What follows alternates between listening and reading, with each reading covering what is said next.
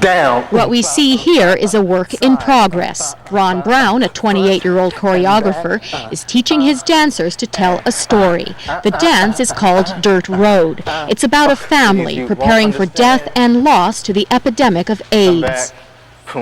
As a black gay man, I create work from that perspective because that's how I see things. Not that I've adopted those labels were sort of imposed on me, but my experiences are colored through that.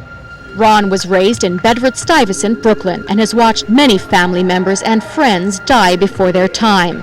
To communicate this urban perspective, Ron created a dance company called Evidence. The team is composed mostly of dancers with similar stories to tell.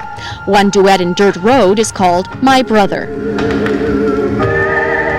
These two men are gay, but are very strong men and don't fall into any stereotypes for anyone else's convenience. Ron Brown rehearses in this basement studio space in NoHo around 4 times a week. He likes to burn incense to block out the city noise and smells and to help him focus on the creative process. I come in and there's an image that I want to get across to the dancers and to the audience. But initially the dancers can't be bothered with that emotion or that theater. And so I allow them to get the movement.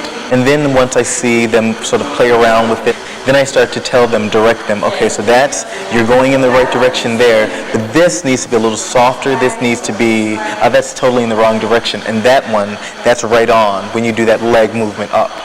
Like that's right on. At this stage in the rehearsal process, Ron says he's taught most of the steps, but he still needs to work on some details to communicate the meaning behind the steps to his dancers. I have about a third of my work to go.